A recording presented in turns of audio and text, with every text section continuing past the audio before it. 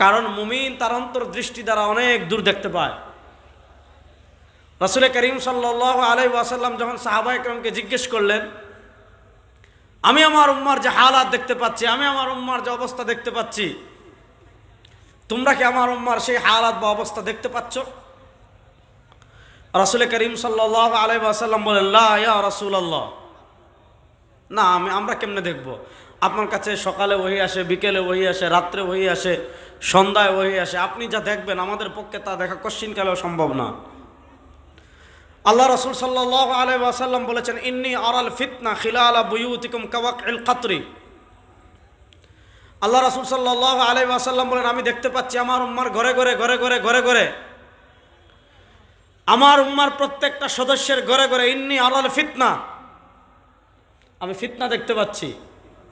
পাহাড়ে না, সমুদ্র সৈকতে না, জঙ্গলে না, হাওড়ে না। রাসূলুল্লাহ সাল্লাল্লাহু আলাইহি ওয়াসাল্লাম বলেন, খিলালা বুয়ুতিকুম, আমি তোমাদের প্রত্যেকের ঘরে ঘরে দেখতে পাচ্ছি বৃষ্টির মতো। বৃষ্টি পড়া যদি শুরু হয়, আপনি বৃষ্টি গুণে শেষ করতে পারবেন না। বৃষ্টি পড়া যদি শুরু হয়, কত ফোঁটা বৃষ্টি পড়তেছে, এক ফোঁটা বৃষ্টির পরে আরেক ফোঁটা এসে আপনার মাথায় পড়তে সময় নেয় না।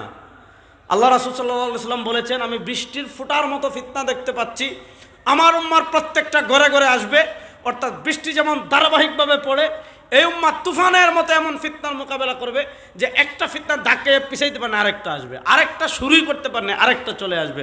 সামনের দিকে দিকে দেখছে ফিতনা, বামে গেছে দেখবে ওখানেও ফিতনা, বাম দিক থেকে গিয়েছে ডানের দিকে দেখবে ওখানেও ফিতনা, বলবে তাহলে একটু পিছাই, দেখবে ওখানেও ফিতনা। অর্থাৎ উম্মাহ ফিতনার গেরাকলে পড়ে যাবে। উম্মার এমন কোনো ঘর থাকবে না, এমন কোনো এলাকা থাকবে না, এমন কোনো সমাজ থাকবে না, এমন কোনো শ্রেণী থাকবে না, সব পুরা টোটাল উম্মাকে, উম্মার প্রত্যেক শ্রেণীকে ফিতনা ঘিরে ফেলবে।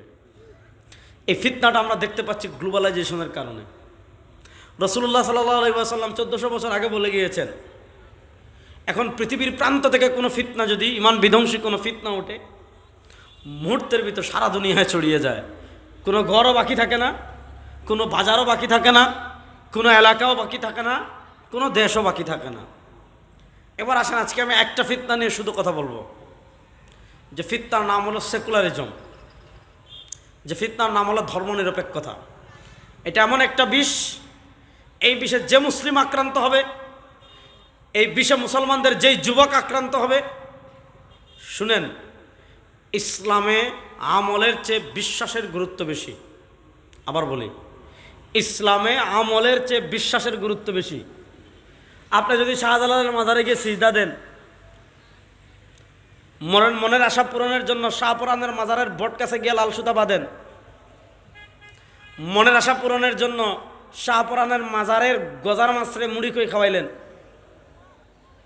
মনের আশা পূরণের জন্য শাহজালালের ডেগে সিন্নি দিলেন, হ্যাঁ, বাচ্চা চাওয়ার জন্য শাহজালালের কাছে গেলেন, শাহপুরানের কাছে গেলেন, মনের আশা পূরণের জন্য পীরের নামে মান্যত করলেন। তাহলে আপনি যদি পীরের নামে মান্যত করেন, আপনি যদি শাহজালালের মাজারে সিজদা দেন, আপনি যদি শাহপুরানের মাজারে লাল সুতা বাঁধেন, লাল সুতা বাঁধে আপনি দিনে লাল সুতা বেঁধে এসে সারা রাত যদি তাহাজ্জুদ নামাজ পড়েন, সারা টাকা পয়সা আল্লাহ রাস্তায় দান করে দেন, সারা বছর রোজা রাখেন, তাহলে আপনার নামাজ রোজা, হুজুর আমাদের সকলের মুরব্বী, আমি ভুল বললে হুজুর সংশোধন করবেন, হুজুর সংশোধন করবেন। আপনি যদি মনে করেন বাবা শাহজালাল বাচ্চা দিতে পারে, আপনি যদি মনে করেন বাবা শাহপুরান মনের আশা পূরণ করতে পারেন, আপনি যদি মনে করেন খাজার দরবারে গেলে কেউ খালি হাতে ফিরবে না, এই বিশ্বাস রেখে সারা রাত তাহাজ্জুদ পড়লে, এই বিশ্বাস রেখে সারা জীবন দান সৎকার করলে, এই বিশ্বাস রেখে টাকা পয়সা সব আল্লাহ রাস্তায় দিলে, আপনার ইবাদতের 1 ইঞ্চি আল্লাহর কাছে কোনো দাম নাই। কারণ আপনার আমল আল্লাহর কাছে গ্রহণযোগ্য হতে হলে আগে বিশ্বাস ঠিক করা লাগবে। বিশ্বাস যদি বিশুদ্ধ না হয়, আপনার আমলের 1 পয়সা, আপনি বাবা মাইজ ভান্ডারে গিয়ে, ভান্ডারের দরবারে গিয়ে আপনি কবরে সিজদা দিচ্ছেন, আপনি আটরশিতে গিয়ে প্রিয়ের খাটে সিজদা দিচ্ছেন, আপনি মহাপবিত্র উরুস শরীফে গিয়ে পুরা চোখের পানি কান্নাকাটি ভেজায়া বাবার কাছে চাইতেছেন, তাহলে এই চাওয়ার পর আপনি যদি সারা রাত তাহাজ্জুদ পড়েন, আল্লাহকে ঠেকা পড়ছে আমি আপনার তাহাজ্জুদ নামাজ কবুল করবে? এজন্য ইসলাম ধর্মে আমলের চেয়ে আকীদার গুরুত্ব বেশি। আপনার বিশ্বাস ঠিক, আপনার আকীদা ঠিক, ইসলামের কনসেপ্টগুলো ক্লিয়ার, আপনি আমল করবেন, আল্লাহ আপনার আমল কবুল করবে। নচেত রাসূলুল্লাহ সাল্লাল্লাহু আলাইহি ওয়াসাল্লাম বলেছেন, এই উম্মাত ৭৩ দলে বিভক্ত হবে, কুল্লুহুম ফিন্নার, সব জাহান্নামী, খারিজিরা জাহান্নামী। হুজুরদেরকে জিগান, খারিজিরা কি পরিমাণ নামাজ পড়তো, কি পরিমাণ গুনাহ থেকে বাঁচত। খারিজিদের আকীদা ছিল কেউ কবিরা গুনাহ করলে সে কাফের। আপনি জানেন আল্লাহকে গালি দেওয়া কাফের, জীবনে আপনি আল্লাহকে গালি দিবেন না। আপনি জানেন নবীকে গালি দিলে ঈমান থাকে না, আপনি জীবনে নবীকে গালি দিবেন না। আপনি জানেন কোরআন অবমাননা করলে ঈমান থাকে না, আপনি জীবনে কোরআন অবমাননা করবেন না। কেন? আপনি জানেন সবচেয়ে বড় সম্পদ ঈমান।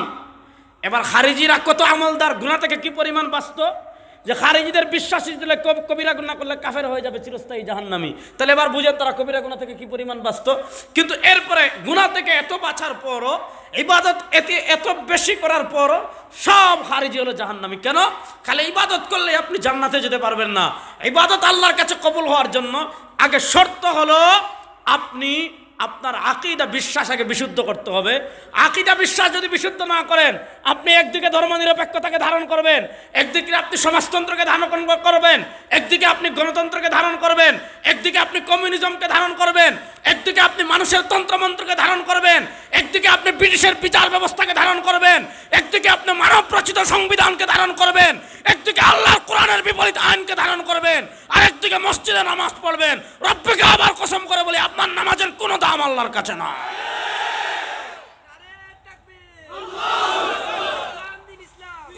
শুনেন, ভালো করে শুনেন।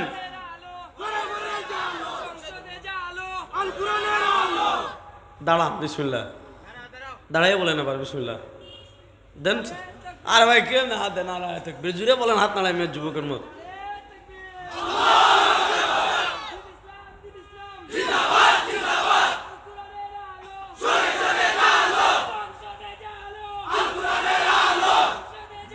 ইনশাল্লাহ প্রস্তুত আছেন তো সবাই? ইনশাল্লাহ। যুবকরা রেডি নাই? প্রস্তুত আছেন তো সবাই? ইনশাল্লাহ।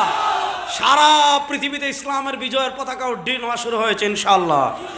আপনারা দেখেছেন আফগানিস্তানে উড্ডীন হয়েছে, আফগানিস্তানের বাতাস গিয়েছে সিরিয়ায়, সিরিয়ার বাতাস গিয়েছে আফ্রিকায়। কিছুদিনের ভিতর সুসংবাদ পাবেন ইনশাআল্লাহ, কিছুদিনের ভিতর সুসংবাদ পাবেন, কিছুদিনের ভিতর সুসংবাদ পাবেন। আফ্রিকার একটা অঞ্চল আছে, এটার নাম হলো মালে, সেখানে আল ইমারা প্রতিষ্ঠা হচ্ছে ইনশাআল্লাহ। তাহলে বুঝেন, মুহতারাম বিদাত সম্পর্কে কিছু বলবেন? বিনীত আতিক আমেরিকা বলবো না, সমস্যা নেই, আগে ধৈর্য ধরেন। আমি যে জিনিসটা বুঝাতে চাচ্ছি এটা আগে বুঝেন। তাহলে বোঝা গেল ইসলামে আমলের চেয়ে বিশ্বাসের গুরুত্ব বেশি। বলেন, ইসলামে আমলের চেয়ে বিশ্বাসের গুরুত্ব। সবাই বলেন, ইসলামে আমলের চেয়ে বিশ্বাসের গুরুত্ব। সবাই বলেন না, ইসলামে আমলের চেয়ে বিশ্বাসের গুরুত্ব।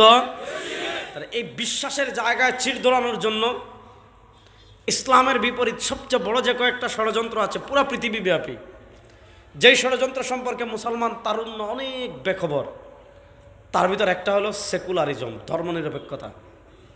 এই ধর্মের প্রশ্নে আমরা কখনো নিরপেক্ষ না। শুনেন, একটা হলো ধর্মীয় সম্প্রীতি। আমরা পৃথিবীতে সবচেয়ে বেশি ধর্মীয় সম্প্রীতিতে বিশ্বাসী।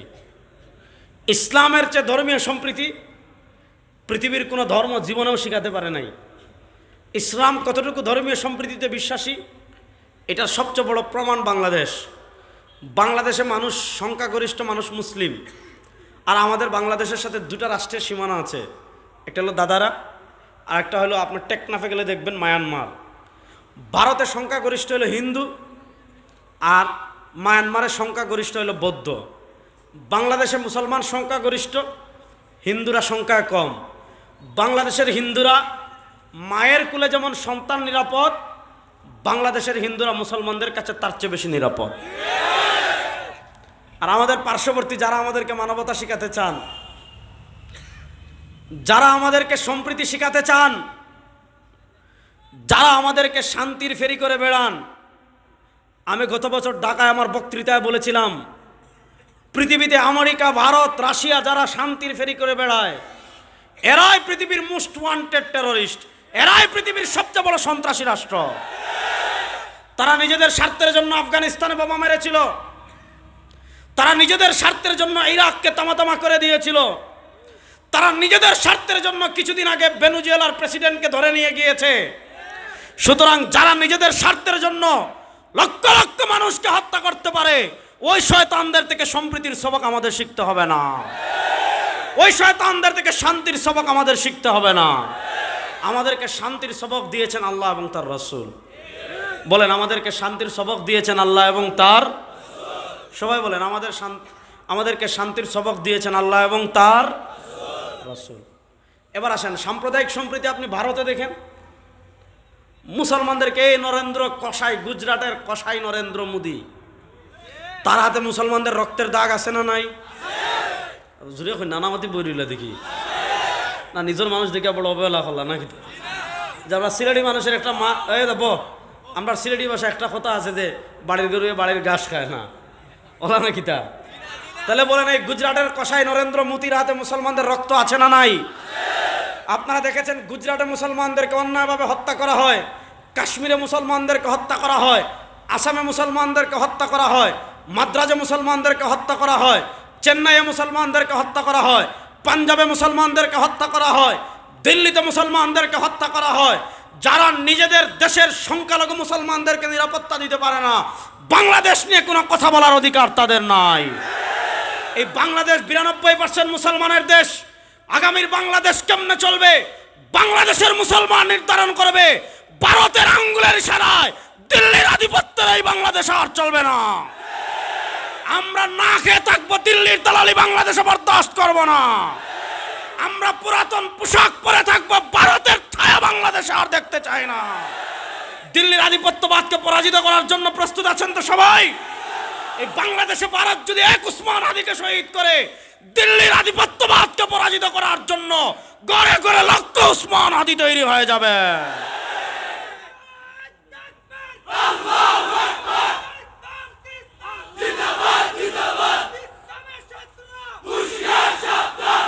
প্রস্তুত আছেন তো যুবকরা? ইনশাআল্লাহ।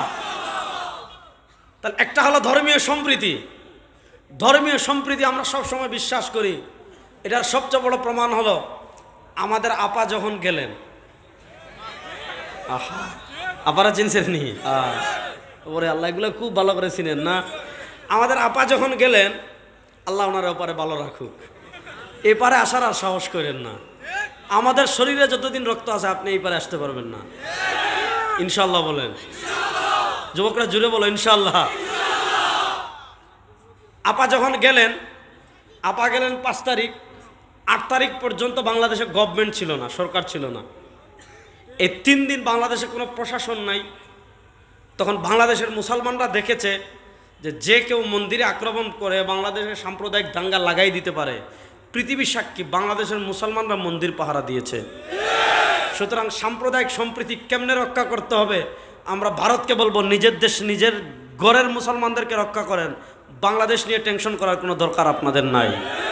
আর বাংলাদেশ নিয়ে টেনশন করলে আগের বাংলাদেশ নাই। যে আপনারা যেভাবে বলবেন যে আপনারা জামাই আর বাংলাদেশ বউ, আর আপনারা যেভাবে বলবেন বাংলাদেশ ওইভাবে চলবে, আগের দিন বাগে খেয়ে ফেলেছে। বাংলাদেশ এমন একটা প্রজন্ম তৈরি হয়েছে যারা পেটে পাথর বাঁধবে, তারপর ভারতের আধিপত্যবাদ মানবে না। ইনশাল্লাহ বলেন। একটা হলো ধর্মীয় সম্প্রীতি, এটা আমরা সবচেয়ে বেশি রক্ষা করি। কিন্তু ধর্মীয় সম্প্রীতির অর্থ এই নয় যে আপনি হিন্দুদের পূজায় চলে যাবেন। ধর্মীয় সম্প্রীতির অর্থ এই নয় যে আপনি পূজা মণ্ডপে গিয়ে শুভেচ্ছা জানাবেন। ধর্মীয় সম্প্রীতির অর্থ এই নয় যে আপনি ক্রিসমাস ডে খ্রিস্টানদের বড়দিনের শুভেচ্ছা জানাবেন। একটা হলো ধর্মীয় সম্প্রীতি, এটা আমরা রক্ষা করি। কিন্তু আপনাকে এটা মাথায় রাখতে হবে, পৃথিবীতে সত্য ধর্ম, গ্রহণযোগ্য ধর্ম, পরকাল থেকে নাজাতের মুক্তির ধর্ম অনলি ওয়ান, একমাত্র ইসলাম। বলেন একমাত্র, জোরে বলেন না একমাত্র। সবাই মুখ ছেড়ে এটা বলতে হবে, একমাত্র। মুক্তির গ্যারান্টি একমাত্র। আবার বলেন না, মুক্তির গ্যারান্টি একমাত্র ইসলাম ছাড়া। কেউ যদি ইহুদি বাদ দিয়ে, খ্রিস্ট বাদ দিয়ে, হিন্দুত্ব বাদ দিয়ে, হ্যাঁ, সেকুলারিজম দিয়ে, সোশ্যালিজম দিয়ে, ডেমোক্রেসি দিয়ে, ন্যাশনালিজম দিয়ে, ইসলাম ব্যতীত ইহুদিবাদ, খ্রিস্টবাদ, হিন্দুত্ববাদ, ন্যাশনালিজম, সেকুলারিজম, ডেমোক্রেসি, সোশ্যালিজম, যত তন্ত্রমন্ত্র আছে ইসলামের বিপরীত কেউ যদি ইহুদিবাদকে গ্রহণ করে, ইসলামের বিপরীত কেউ যদি খ্রিস্টবাদকে গ্রহণ করে, ইসলামের বিপরীত কেউ যদি হিন্দুত্ববাদকে গ্রহণ করে, ইসলামের বিপরীত কেউ যদি ডেমোক্রেসিকে গ্রহণ করে, ইসলামের বিপরীত কেউ যদি সেকুলারিজমকে গ্রহণ করে, ইসলামের বিপরীত কেউ যদি সোশ্যালিজমকে গ্রহণ করে, ফালাই ইউকবালা মিনহু, আল্লাহ বলেন কশ্চিনকালেও গ্রহণ করা হবে না। আল্লাহ বলেন ইন্নাদ-দীনা ইনদাল্লাহিল ইসলাম, আল্লাহ তাআলার নিকট একমাত্র মনোনীত ধর্মের নাম ইসলাম। ইসলাম আসার পর আর কোনো ধর্ম, আর কোনো তন্ত্রমন্ত্র গ্রহণ করে কবুল করে পরকালে কেউ মুক্তি লাভ করতে পারবে না। আপনাকে বিশ্বাস রাখতে হবে, আপনাকে এই আকীদা রাখতে হবে, আপনাকে এই বিশ্বাস ধারণ করতে হবে, পরকালে মুক্তির গ্যারান্টি একমাত্র ইসলাম। বলেন পরকালে মুক্তির গ্যারান্টি একমাত্র, সবাই বলেন, সবাই বলেন, পরকালে মুক্তির গ্যারান্টি একমাত্র। বড় রাত ভাত খাইছেন না তো আমি বুঝি, আর তারপরে একটু জোরে হক্কা, পরকালে মুক্তির গ্যারান্টি একমাত্র। তাহলে ইসলামকে ধারণ করতে প্রস্তুত আছি তো সবাই ইনশাআল্লাহ? এবার আসেন এই ইসলামের বিপরীত, ইসলামকে খাটো করার জন্য, ইসলামকে দুর্বল করার জন্য ইসলামের শত্রুরা বুদ্ধিবৃত্তিকভাবে যে কয়েকটা বিষয় আমাদের ভিতরে ছড়িয়ে দিয়েছে, তার ভিতরে একটা মারাত্মক বিষ হলো সেকুলারিজম। সেকুলারিজমকে আমি একটু ব্যাখ্যা করি, আপনারা বিরক্ত হচ্ছেন না তো?